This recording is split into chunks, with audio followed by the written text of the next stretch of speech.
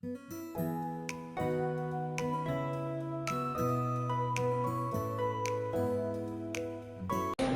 obras en obediencia. Entonces el versículo 16 empieza diciéndonos: porque tanto amó Dios al mundo. Y es bueno recordar que el amor de Dios se derramó sobre todos los seres humanos. Se derramó por todos los seres humanos. Cuando la Biblia habla que los escogidos, no se está refiriendo a que Dios haya escogido a una sola parte de la humanidad, sino que aquí el mismo otros versículos más adelante nos explican por qué el hecho de los escogidos.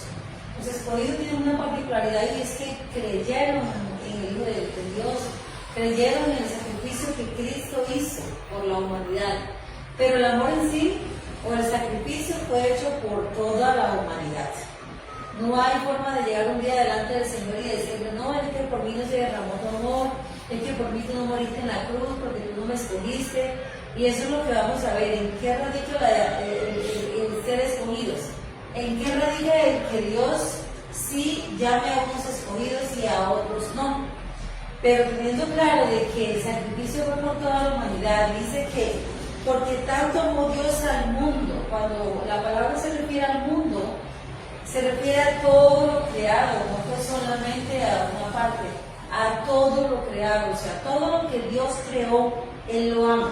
Es tanto que cuando Él inicia la palabra diciendo, cada día que Él terminaba de crear algo, decía: y vio Dios que todo era bueno. Entonces vemos que Él consideró bueno todo lo que Él creó: animales, naturaleza y seres humanos. Entonces no hay nada malo en el mundo de lo que Dios creó, y por lo que no es malo, Él lo amó y lo sigue amando. Entonces ahí vemos que su sacrificio en este caso fue por todos los seres humanos creados.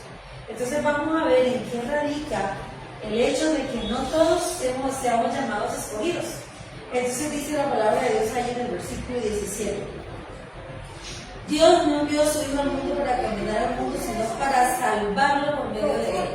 Entonces, el sacrificio de Cristo en la cruz tuvo una sola finalidad, y fue salvar al hombre, al ser humano, al ser creado, de la condenación eterna. Porque dice la palabra en Romanos que por cuanto todos pecaron, fuimos destituidos de la gloria de Dios.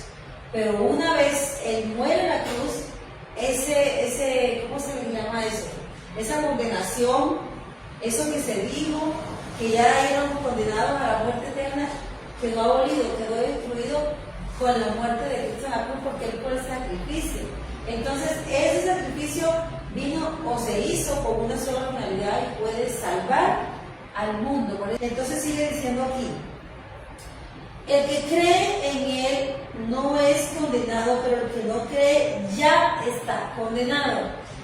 La exigencia para nosotros ser salvos, o la condición, es que creamos que Cristo murió en la cruz por nosotros. Dice en Juan 1:12: a lo suyo vino, o sea, Él vino a un propósito. En otra versión dice: a su propósito vino. Más los suyos, habla de los hijos, más sus hijos, o más las personas a las que Él vino a predicarles, no le escucharon. Por eso dice: más al que creyó en Él, dice en otra versión. Esa salvación no se paga por nada, esa salvación es gratis, solo por creer. Y ahí empieza lo que hace que seamos escogidos, lo que nos hace escogidos, que empezamos por creer en el Señor Jesucristo. Y sigue diciendo allí en el versículo 19: esta es la causa de la condenación. Entonces miren cómo la gente que no es escogida es literalmente condenada. Y aquí la Biblia nos va a dar la causa de por qué. Sigue diciendo allí en el versículo 19: que la luz vino al mundo, pero la humanidad prefirió las tinieblas a la luz. ¿Por qué? Porque sus hechos eran perversos. El día del gran juicio nadie va a tener excusa delante del Padre, porque la palabra de Dios dice que Cristo no volverá a este mundo hasta que la palabra no sea predicada hasta lo último de la tierra. Todo ser humano va a tener acceso a escuchar la palabra de Dios. Pero al igual que en la antigüedad y que en este tiempo vemos gente que le llega, ¿qué es la luz? La palabra de Dios. A la gente se le predica de la palabra de Dios, a la gente se le dice que el Señor va a volver, que a dónde va a ir tu alma si tú no crees en Jesús, que si sabes para dónde vas después que partas de esta tierra, se le predica del privilegio de conocer de Cristo, pero la gente no quiere creer. ¿Y por qué la gente no quiere creer? Dice ahí, porque, dice en el versículo 19, porque sus hechos eran perversos. Mire, el pecado es agradable. Si el pecado no fuera agradable, nadie pecaría. La gente no pecaría, pero el pecado siempre se presenta de forma hermosa, de forma dulce, de forma agradable, de tal manera que el ser humano quiera pecar. Entonces, cuando el ser humano se habitúa a pecar, se nos vuelven hábitos, se nos vuelven costumbres, se vuelven una fortaleza en nuestra mente. Y sacar esa fortaleza cuesta. Pero cuando uno entiende que el alma es lo que realmente interesa, o sí nos interesa que se salve, y nos presentan el camino de la luz, que es el camino de Cristo, entonces ahí el ser humano tiene la posibilidad, la oportunidad de decidir: quiero quedarme en los hechos perversos, quiero quedarme hundido en el pecado, quiero quedarme en las tinieblas, o yo quiero creer en ese Cristo que le puede dar salvación a mi alma. Aunque el ser humano sigue empecinado, muchos seres humanos, de que después de esta vida no hay otra vida, la palabra dice que sí hay vida. Después de esta vida hay otra vida. Y no puede ser que el que creó el mundo se equivoque, porque Él es Dios y Él es perfecto. Entonces, la gente prefiere quedarse en sus obras perversas. Hoy cuando yo estaba repartiendo las invitaciones para estar en esta noche aquí, para estar el domingo, me encontré con dos señores que ellos estaban tomando cerveza, y cuando yo les doy la invitación, uno de ellos me dijo: oh, yo pensé que usted me iba a traer una invitación para una rumba o algo así. Entonces dice: más bien pídale a Dios para que me dé plata para tomar cerveza. Y yo le dije: listo, yo le puedo pedir a Dios que le dé dinero para tomar cerveza, pero cuando usted esté tomando, se emborrache, usted camina a su casa, usted se puede estrellar, usted puede morir, su alma se pierde, su familia queda sola. ¿Y de qué le sirvió que Dios le hubiera dado dinero para hacer tomar? De nada. En cambio, si le pedimos a Dios que salve su alma, que le ayude a conocerlo, usted no va a tener que trabajar para gastarse su dinero de cerveza. Usted va a trabajar y su dinero va a servir para su casa, para unas vacaciones, para vivir mejor, para tener tranquilidad en su casa. Entonces mira cómo la gente quiere que Dios los bendiga, que les dé dinero, que les dé bendiciones, pero para ellos seguir haciendo lo malo. 2 cuadras más adelante me lo volví a encontrar y él decía: oiga, pero otra vez me lo encontré. Entonces fíjate cómo el Señor sí busca al ser humano. Dice la palabra de Dios que Él nos atrae hacia Él. Dice que no podemos llegar a Él si Él no nos atrae. ¿Y cómo nos atrae el Señor hacia Él? A través de su palabra, mandando gente que nos predique, mandando gente que nos diga: mira, Dios te ama, Dios quiere darte una nueva oportunidad. Pero muchas veces somos así, queremos quedarnos en nuestros hechos perversos. Pero hoy es un día para que a través de esta predicación tú puedas entender que el Señor quiere cambiar tu vida, el Señor quiere salvar tu alma, el Señor quiere darte un giro, pero tú tienes que decidir creer en el Señor. Sigue diciendo el versículo 20: pues todo el que hace lo malo aborrece la luz. No hay medias tintas entre la luz y la oscuridad. Ese color gris no existe con respecto a la salvación, ¿verdad? Hay gente que dice que no todo es negro ni no todo es blanco, que también hay grises, pero para la salvación los grises no sirven. Dice la Biblia que debes de ser frío o caliente, ¿verdad? Porque Él lo tibio de su boca. ¿Qué hace Dios con lo tibio de su boca? Lo aborrece, lo vomita. Entonces es tiempo de que decidamos: o yo estoy en la luz o yo estoy en las tinieblas. Pero no podemos seguir en la mitad. Hoy le creo a Dios, mañana no le creo a Dios.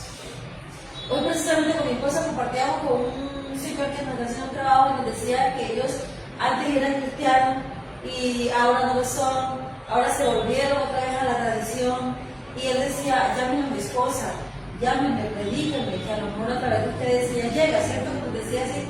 Ella llegue nuevamente. Ella llegue nuevamente. Mira cómo el ser humano, cuando deja la comunión con Dios, cuando deja de poner su mirada a Dios, aún conociéndolo puede volver atrás.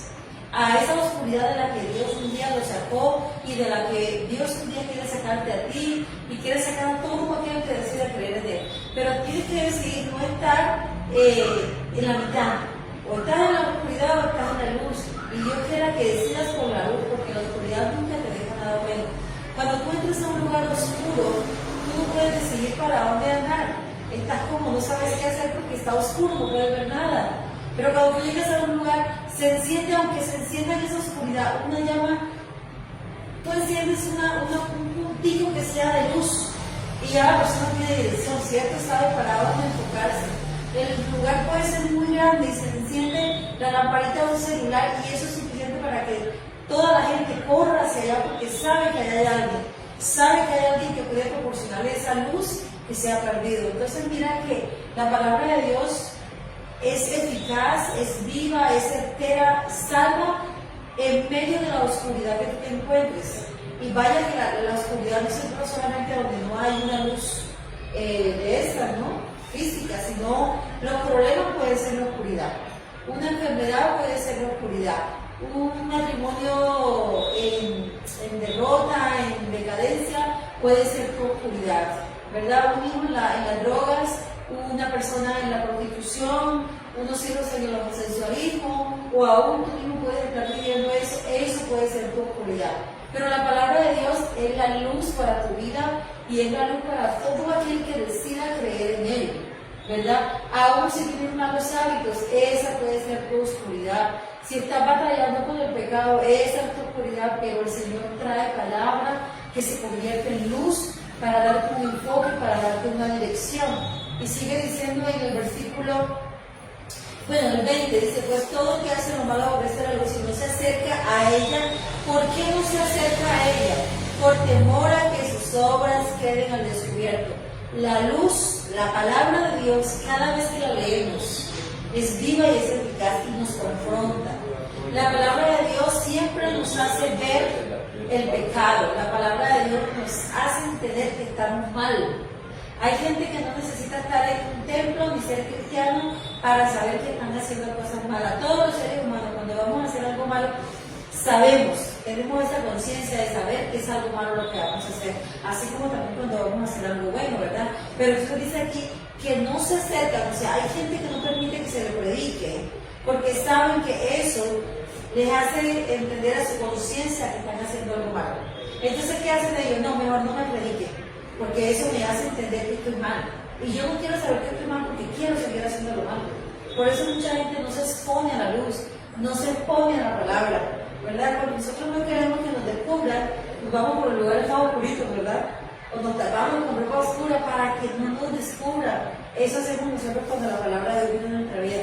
Ponemos una barrera y no, yo no quiero que me predique porque la palabra, literal, te hace entender cuando estás haciendo algo malo.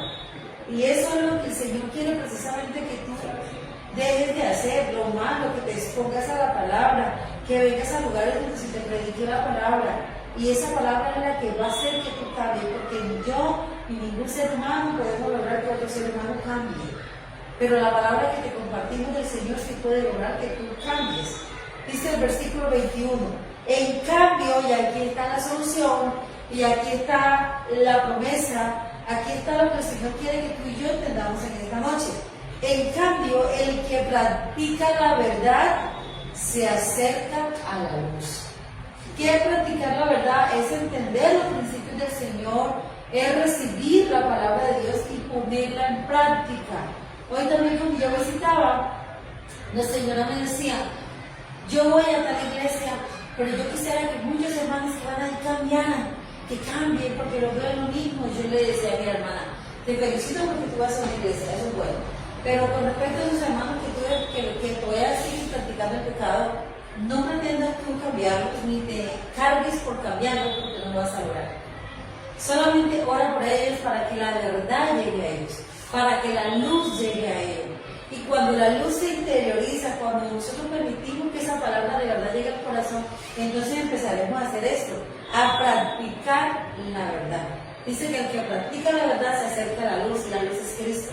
Entonces, esa es una de las evidencias que Cristo vive en nuestra vida, que empezamos a practicar esa verdad.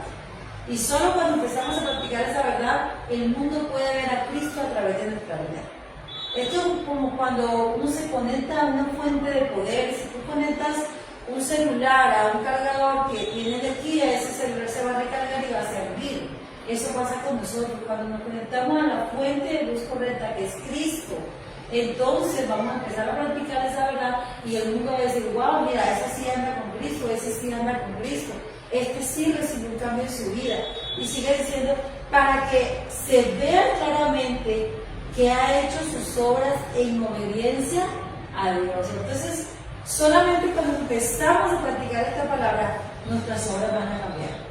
Nuestra vida va a cambiar, nuestros malos hábitos van a cambiar, nos vamos a alejar de la oscuridad y como dice la palabra, dice para que se vea claramente. Es entonces cuando nuestra vida va a evidenciar que realmente Cristo está en nosotros.